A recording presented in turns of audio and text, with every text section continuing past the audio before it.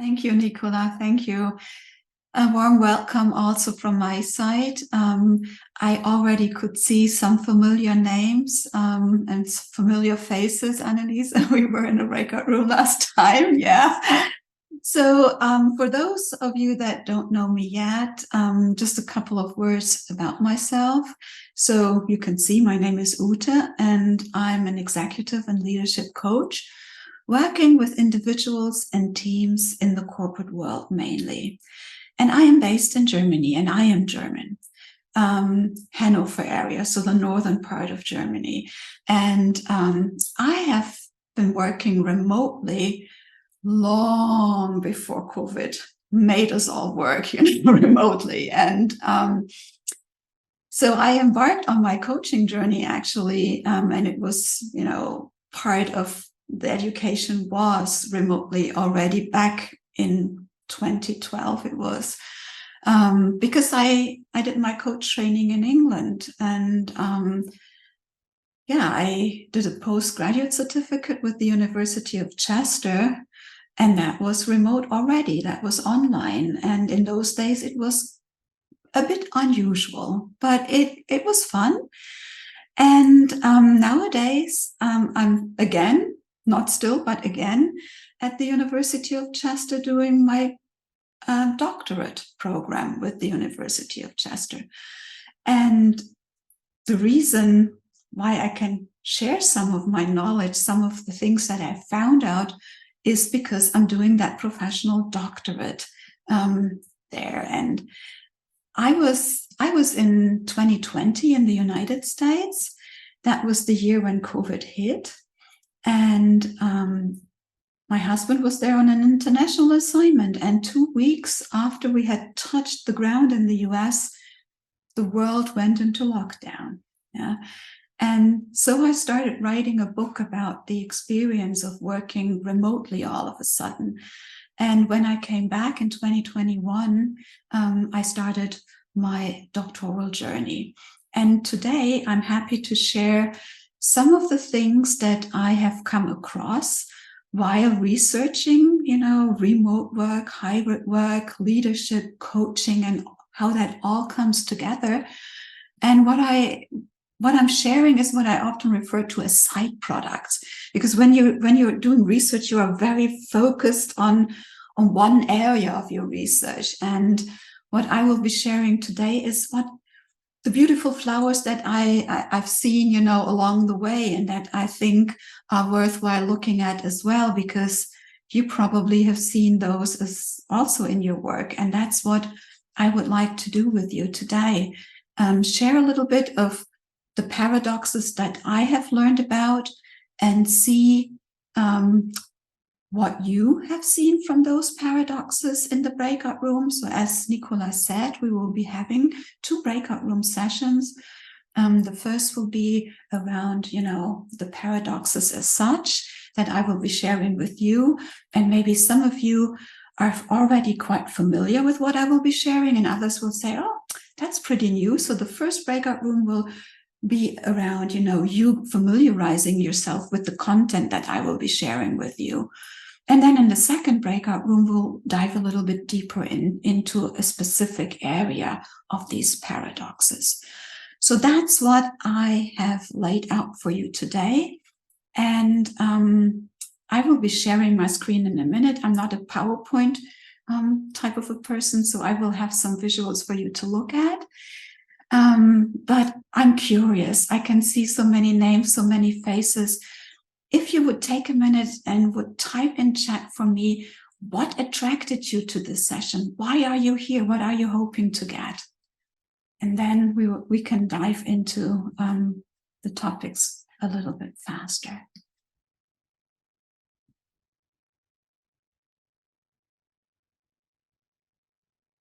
I like that. Curiosity is always good. How to manage managers' expectation. Yeah. Mm-hmm.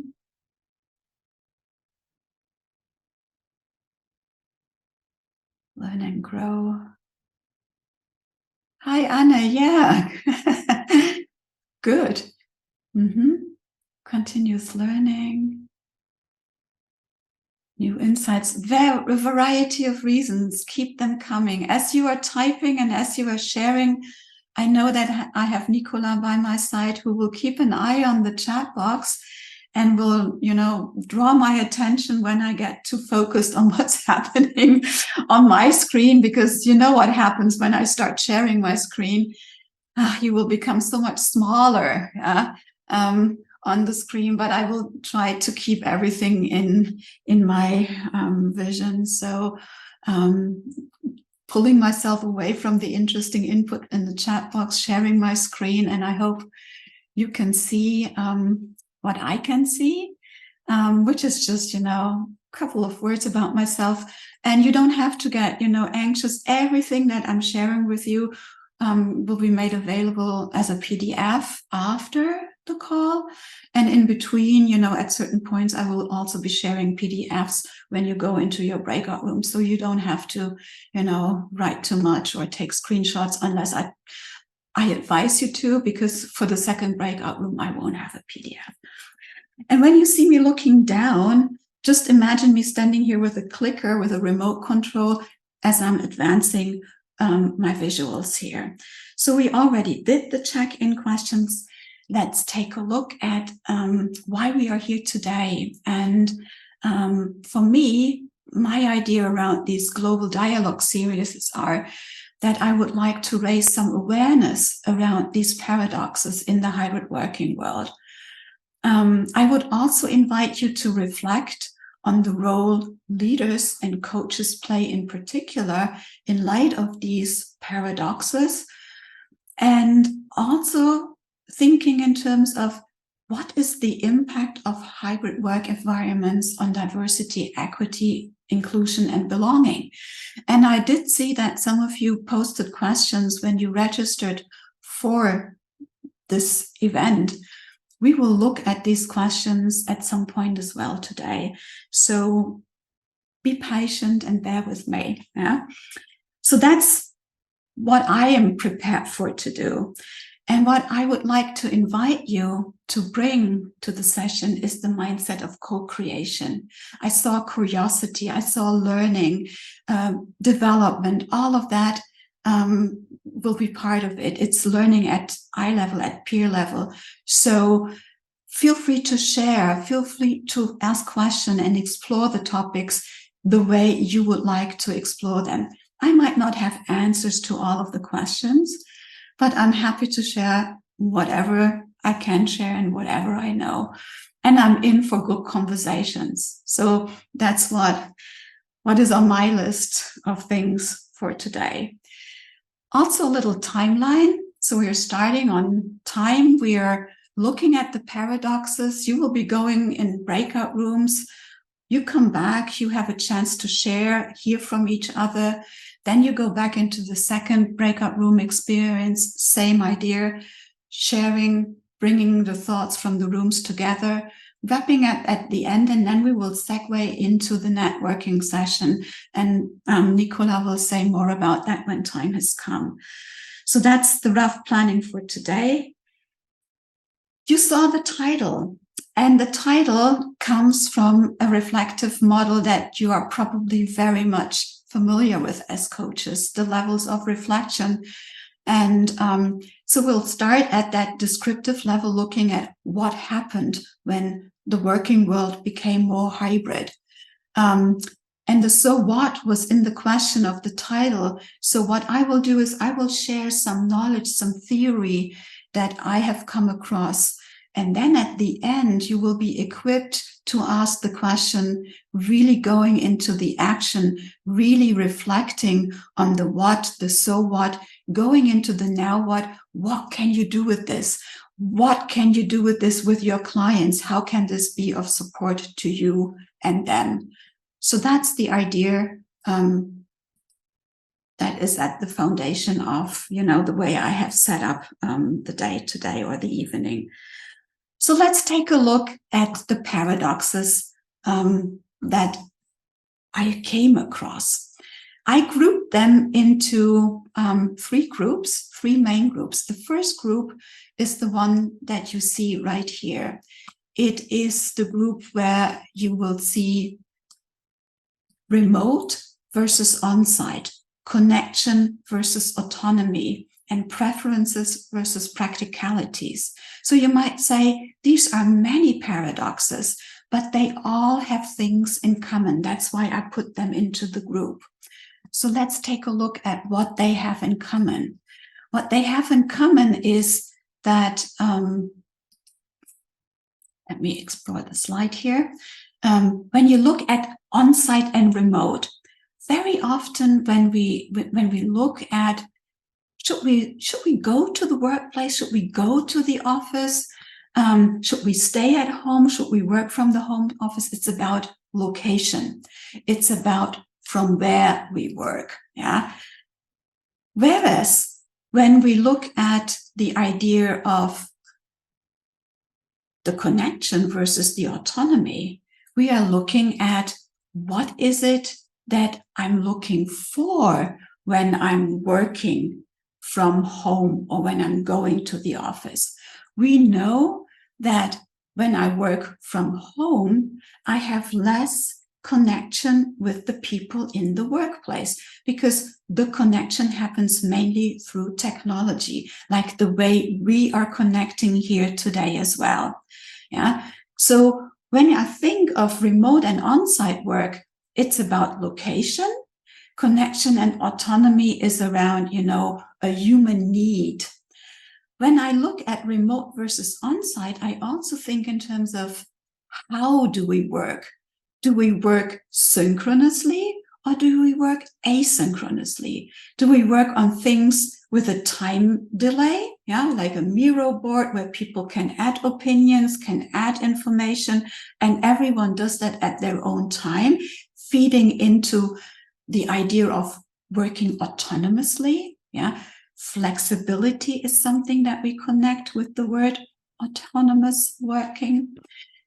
Or are we working synchronously? Are we together in the office? Are we together on a call like this? So that is behind the idea of remote versus on-site and connection versus autonomy. Yeah, connection as a basic human need.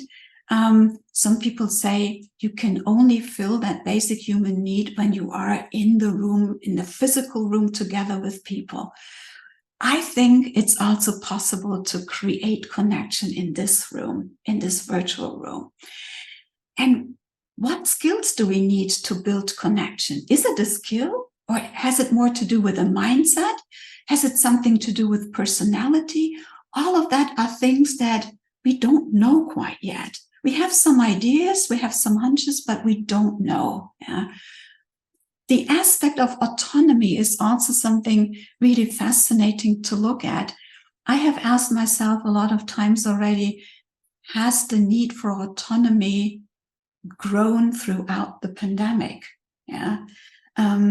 Autonomy, we all know, it drives engagement, it drives well-being. When we can decide when we would like to, focus on a task, when we feel like really in that flow moment and we can, accomplish something that makes us feel good. That is a positive outcome on autonomy. However, when I'm working in a team, I also need to align with my teammates. I cannot just look at my own needs.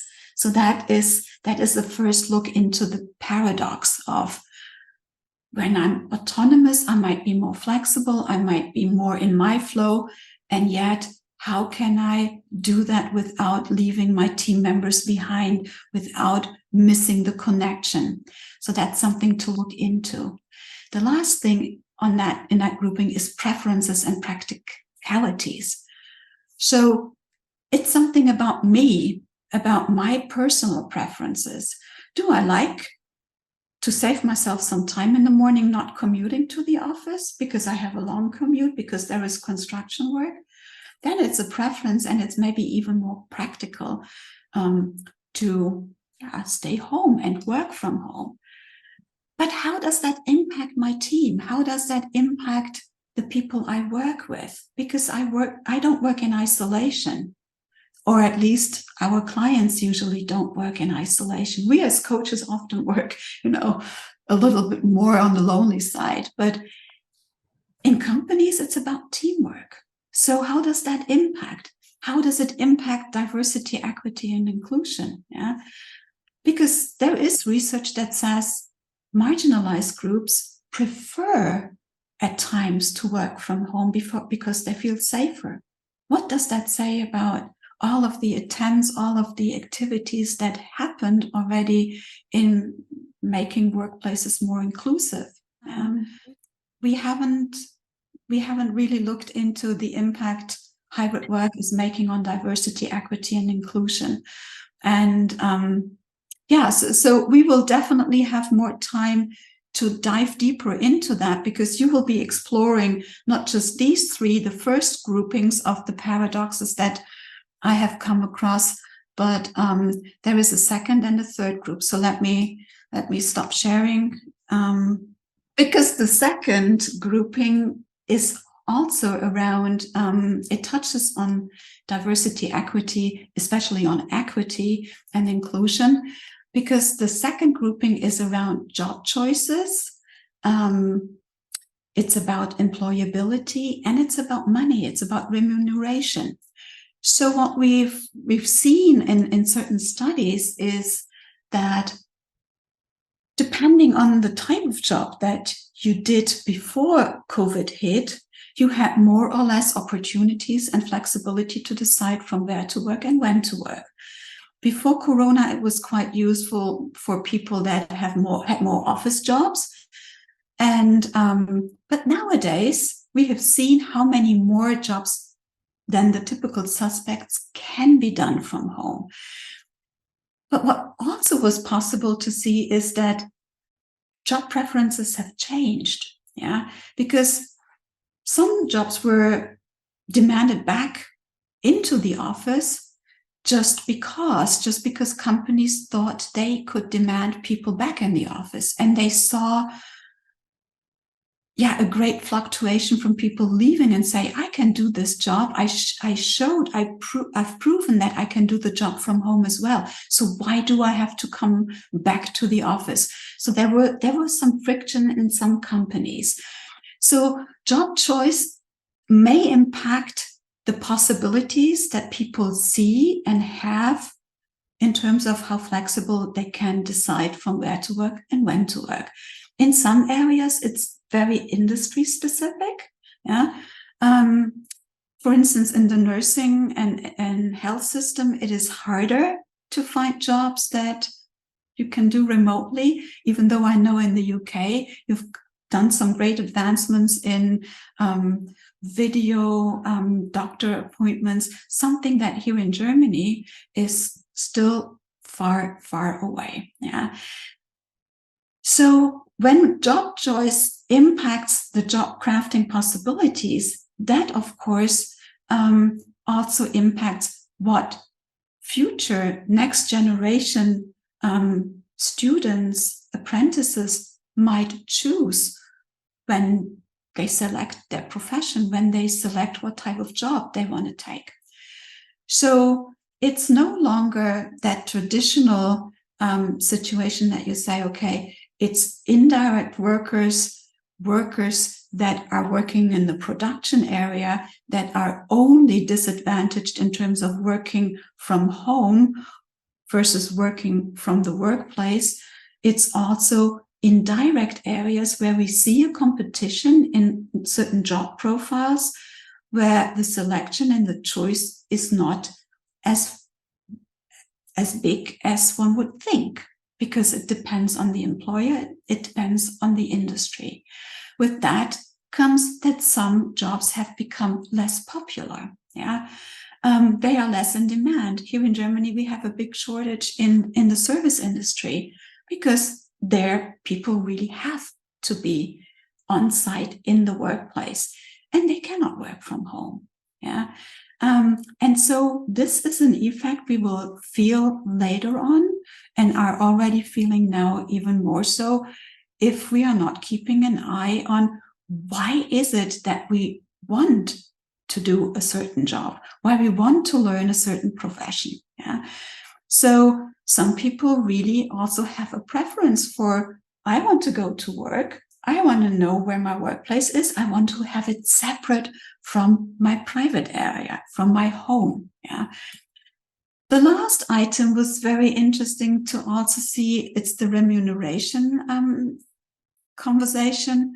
We could see that after the pandemic, companies that would offer home office places said that they would, offer less salary, less payment at the end of the month for the same job being done. So there was an increase of competition between, would I want to go to the office? Would I like to work from home? And am I willing to sacrifice payment for that? Especially in the US, that was a big topic. Here in Germany, in the multinational companies that I'm working in, it's more a question of, the competition between high and low cost countries. And talent is now everywhere, which is good. And it increases the pressure for certain countries to stay profitable and interesting in terms of from a workforce perspective. Yeah. And so there is that old conversation coming up again. Are we paying an employee on a job-based salary or on a location-based salary? Yeah. And that, of course, is also something that keeps trade unions, works councils, and HR departments on their toes. So that's the second grouping. And I'm sharing the next slide. That is this here. The last one is a paradox that might not sound actually like a paradox, but I added it to the list because within the idea of what it is that leaders and the workforce need in terms of skills for the hybrid workplace can be a paradox in itself, because some of my clients are saying, look, we used to work in distributed teams long before Corona, long before COVID hit. And why is it so much harder nowadays? We were distributed. We had our, remote connections. We had our virtual meetings.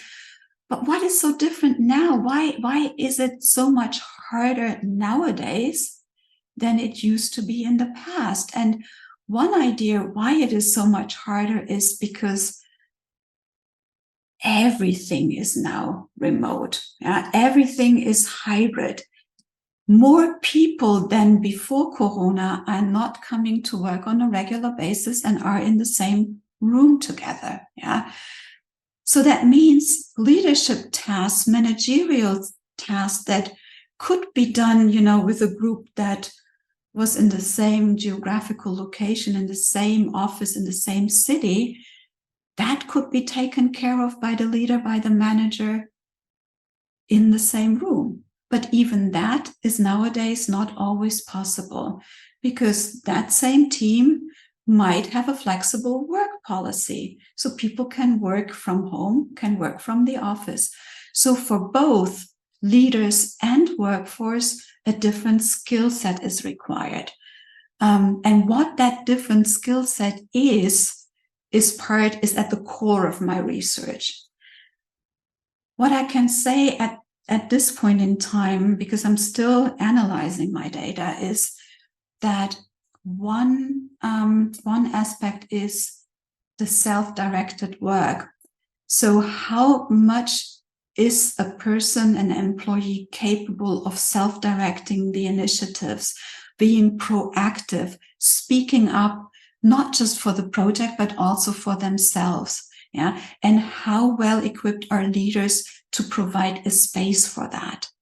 Yeah. And so that is a little bit of a paradox in itself, because we are looking at skills that we thought we had in the past already, but now we see with, the magnitude of, the changes that have happened in the workplace, we see we had the skills, but they are not quite sufficient enough. So what is it that we need to add in order to be as successful as we used to be before Corona hit?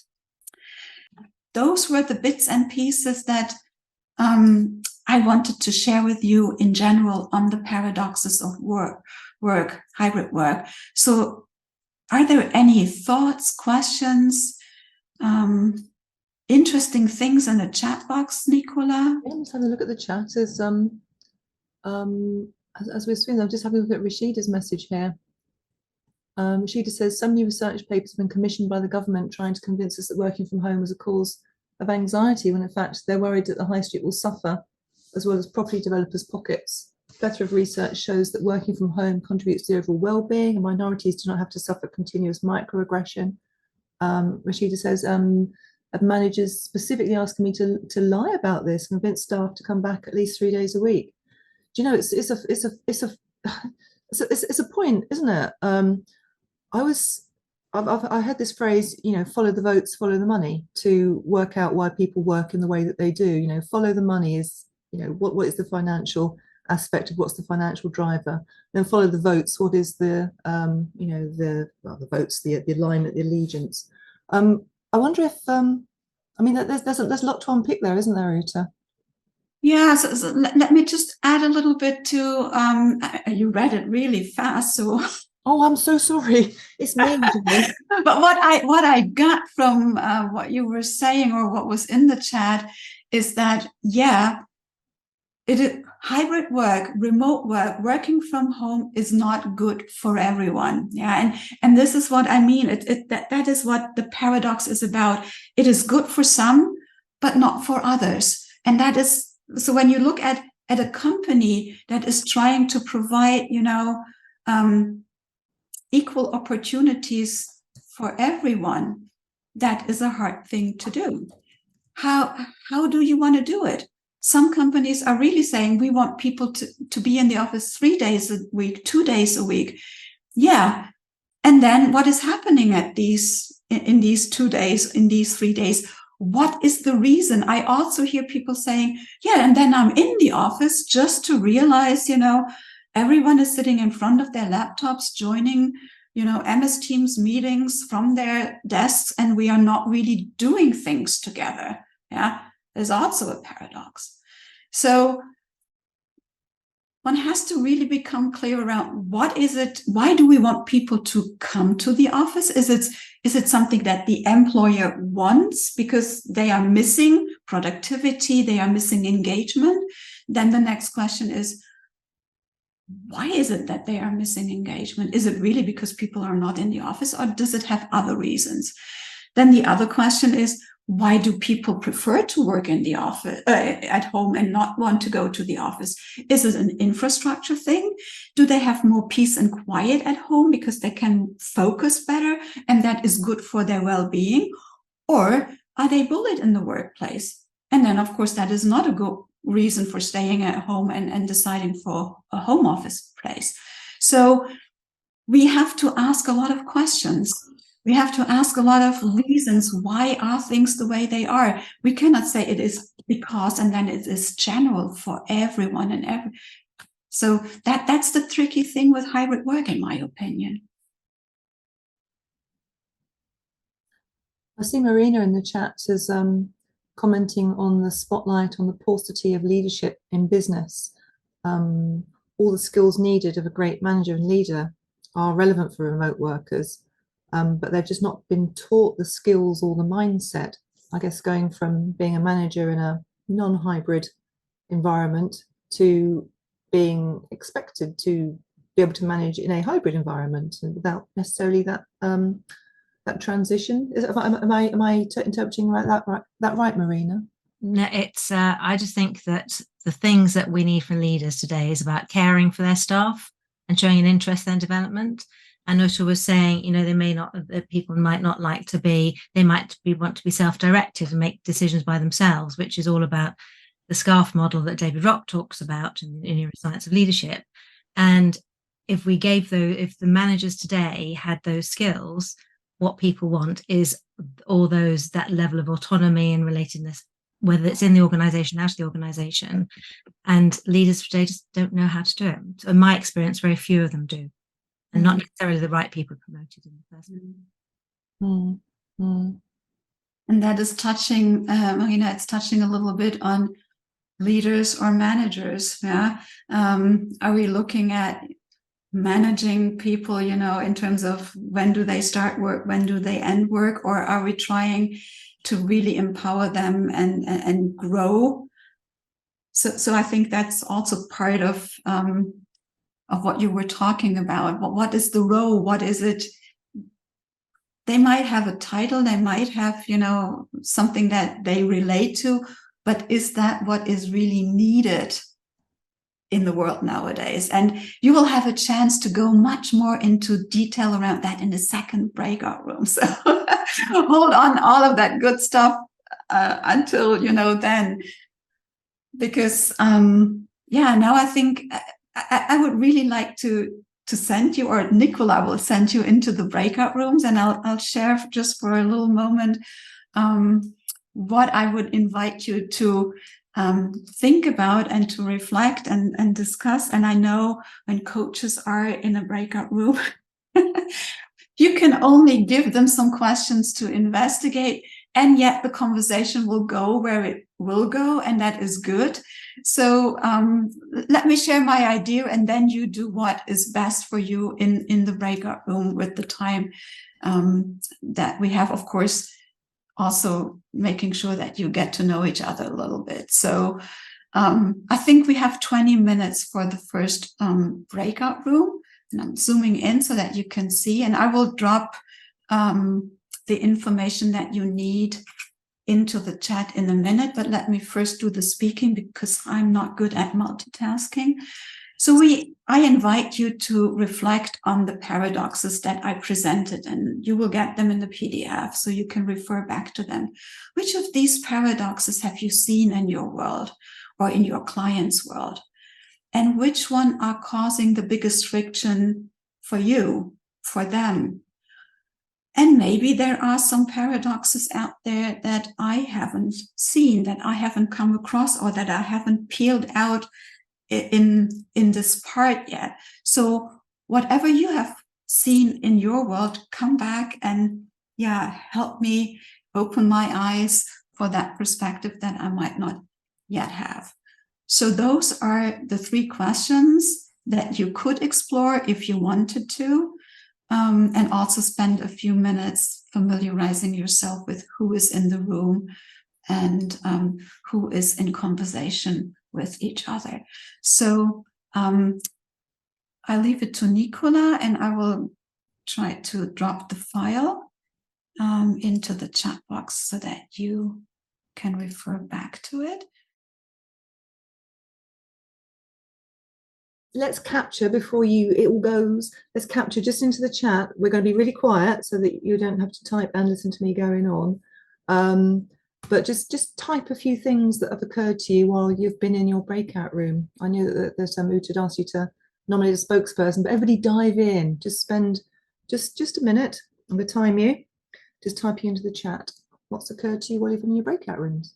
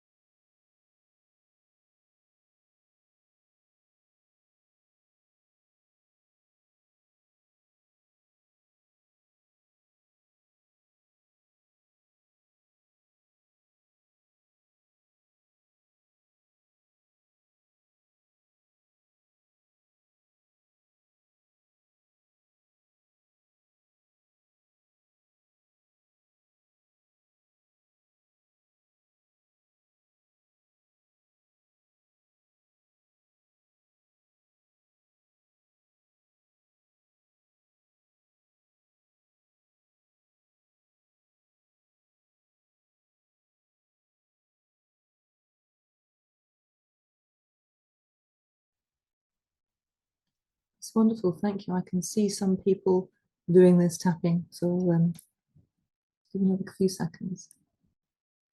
I'll take care, Len.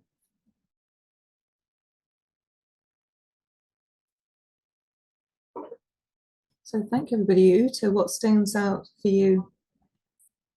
Yeah, first of all, also thank you from my side. I was busy reading the chat while you were working in your breakout room, so lots of good stuff in there. What I'm seeing here in the chat, two things have stood out for me. So getting back to the basics of connecting as humans and recognizing things are uncertain and changing, and to point forward, to look into the future. That was a comment. It resonates very well with me, because connection is what I said. It is a basic human need, and when we are missing the connection, we feel lonely. And Len had put a comment in the chat box about coaches projecting loneliness on clients, and so I don't think that just coaches project loneliness. Anyone who is missing connection can project that. Loneliness can happen when I'm in the room with a lot of people, but when I don't feel connection to those people that I'm in the physical room with together, then I'm still lonely, because I don't feel the connection. So connection and loneliness is something that goes hand in glove with me. Yeah. Another topic that I picked up on in the chat was discussions are needed between individuals, leaders, and organizations about the needs. And exactly that's what I would like people to do more in companies. Talk more, discuss more what is needed, not come up with a policy. I understand that organizations need a policy because that gives a frame, but the policy is the big umbrella. How it is carried out is something that is better negotiated depending on the needs within the smaller teams, the smaller units. And that is much effort. It's work, it's conversations that are sometimes difficult. Yeah. And how often are we trying to avoid those difficult conversations? While I was speaking, Nicola, anything else that jumped out for you that we should go into before? There's a bit, and I was just scrolling to find it in the chat, and so if there's your bit, do jump in and say, because I couldn't find it. It's about not necessarily, and I'm paraphrasing here, but we're not just completers of tasks. We're not just moving the sausages along down the sausage factory. We are people, and we absorb things from people in different ways. So just because you have a task and you can get it done really well at work, or really well at home, I beg your pardon, doesn't mean other people can't then absorb that from you. They can't just bathe in your super duperness just by the fact that they're right next to you. So it's not just that you are more productive and you've completed your task. It's other people have got the opportunity to learn from you just by absorbing and watching you do that. So I've paraphrased that terribly, and do jump in if that was your comment, if you'd like to expand on that. But that's something which really stuck out for me. Mm-hmm. And I'm not saying that this is not happening anymore at all, and it's important. And it's one of these moments where you say, this is a reason to go to the office. It's not because somebody mandated office presence. It's because there is something that I'm getting from the interaction that are happening in the office. And that's why I'm going. Not because of a policy, not because of a mandate. Yeah. And I think that is also in the interest of the organization. Yeah. Okay. Shall we move on? Just before we do, I'm going to remind everybody to save the chat, because there's some amazing things coming up in here. So do save it. If you go down to the bottom, there should be 3 dots. Click that and save chat, because this is absolute gold that we're all sharing with each other here. So do grab it while you can. Yeah. It will be a video that you get at the end of the session. Well, not in a few days, but grab it while you've got it as well. That will be my evening reading. And as I said, I enjoyed it while you were in the breakout room to read the first chat messages. So yeah, thank you for your generosity in sharing all of that with me and with each other. So what is also a topic is leadership. I said, the third paradox is not really as clearly cut out as a paradox as number 1 and number 2, but it's about skills, it's about what is needed. And one comment in the chat box that I saw was that leaders are struggling because they are using their previous leadership style and it's not working as effectively anymore. So trying to replicate what they have always done in a new paradigm, in a new world. And we know that this is not working. So what is it that leaders should adapt? What is out there that they should do to have a better, a more effective, more productive, and a more thriving workforce? Because when the workforce is thriving, also businesses are thriving. Yeah, so that there is a correlation. And what I think one ingredient is the skill around technology and the role that technology plays.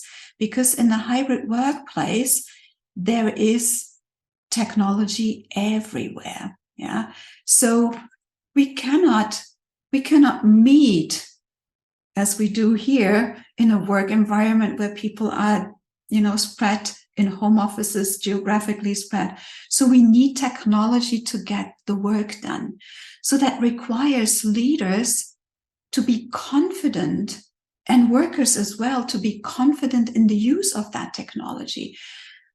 We have, really gone through the roof during the pandemic in the way we interact with technology. Just imagine the first sessions we had on Zoom, and now we are really, we are confident and we are sophisticated in the use. However, what I would like to reflect on is, have we also made conscious decisions around what is the technology that makes sense to use? Because many times we are only adding, we like to add, there is abundance, which is good. And leaders are asked to make conscious decisions about which technology should be used for what. Yeah.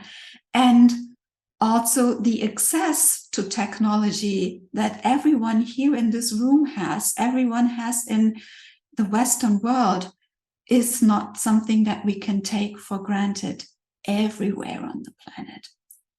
And that brings again the idea of, do we have equal opportunities? What do leaders have to consider when they assign work tasks, when they give tasks to people that involves technology and access to it? Can they actually do it? Are they set up for success? So the role of technology is an important player as well. So the next breakout room, and I can share my screen with the instruction. So the second breakout room is really diving into the role of leaders and coaches, exploring the questions. So what impact do you think leaders can make to mitigate the impact of the paradoxes, the impact of, inequality, making sure that everyone does not have to be in the office because they have to be there, but they are there because they want to be there? And how can we as coaches support leaders with the challenges that they identify for themselves, and that we can see they come maybe to us in their coaching sessions with those challenges? So what is it that we can do in their support? Okay, so thanks everybody. See some messages in here. I've got DJ saying we've got some more similarities than differences. Adeboye says, is the hybrid model only full of challenges, or does it have opportunities and positives need to be deployed? All comes down to communication, says Brigitta. Sarah says curiosity, active listening, openness. That sounds good. Julia, as coaches, be willing to ask the challenging questions, help leaders engage with these issues, have a growth and curiosity mindset. Oh, more messages coming in now. I might not be able to read them all, Christine. Is there anything that jumps out at you, Ute? Yeah, interesting things. Like I said, spending the evening with all of this useful input. The hybrid model, I like the question, is the hybrid model only full of challenges, or does it have opportunities and positives that need to be developed? And I would clearly answer, currently we are looking at the challenges. Yeah. And yes, there are opportunities as well. As so often when things are difficult, it doesn't mean we drop them and leave them because they are difficult. Yeah. So looking at the challenges and how can we learn from them? How can we further develop? Because it is not going away anymore. That was the hope of some people, that hybrid work, was just something for the pandemic, and it's not meant to stay. But the other day I saw a recent study. It's not going away. It's not going anywhere. It's staying. So we really need to develop and need to look into how can we make those challenges less challenging. And the bigger problem was another question or another comment in chat. Is it being offline at different times? Learning more around synchronous and asynchronous work definitely is something, a skill that needs to be developed. What are tasks that we really need to do together, and what are tasks that we can do, at our own time. And being mindful of the time and being mindful of people that need to go and can't stay for the networking event. It would be so lovely, after I have gone through all of these chat messages and the rich input that you are providing, to see, because I have the feeling we started to delve into the topic. It's a very complex, a very multifaceted topic. So there is a lot more that one can zoom in and package and look more, in detail, dive deeper into certain aspects of these challenges. That would be something that I personally would find really, really interesting. And also the role that we coaches play in asking these challenging questions, creating the awareness, all of the good things that I saw in the chat box that were being discussed in your breakout room. So I wish I could have been a fly on each of these breakout room walls. So, yeah, but there is chat for me to read. And what I would like to give to you at the end of today is, of course, like I said, I will share a PDF here in chat with everything that I shared, with some reading, with some resources that you can, follow up on with. And I would love to stay in touch with all of you on the topic, but also in general, so that the exchange can continue. Thank you for putting the contact details into the chat. Let me pull the PDF into the chat so that everyone can grab it before they have to hop off. And so here we go. So that's everything. And then I have a special one pager for those of you that say, I might want to discuss some of the topics with my clients and see what awareness do they have about it. So I created a one pager that you can have with you, with the what, the so what, and the now what, and the content that I shared with you today. So I hope you will find that helpful. I thank you so much for sharing your wisdom in the chat box with me. And I look forward to the networking part. Yeah, well, can I, just before we move into that, Ute, you've been so generous with your sharing of stuff, and you described the placemat before we started. I'm looking forward to downloading that and having a read. But I just wondered if I could ask you just one last question to you, if I may, is what are you yourself taking from the session that we've had today? I think I will be taking a lot more once I have had the time to really read through the chat box, but from just the interaction that we had here in these short 90 minutes, I mean, time just flew by, is a confirmation of how different the subject is seen. Yeah.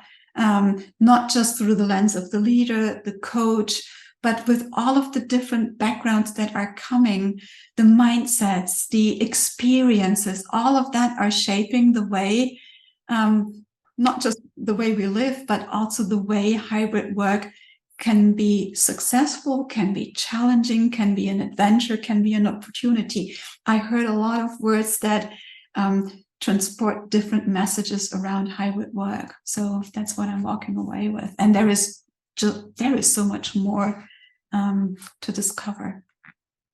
Thank you, Ute. I think we've not just scratched the surface, we've given it a good old shuffle up with the scratching of the surface. So we've looked at lots of different things, and you leading this discussion has been really, really valued. Thank you very, very much for leading it.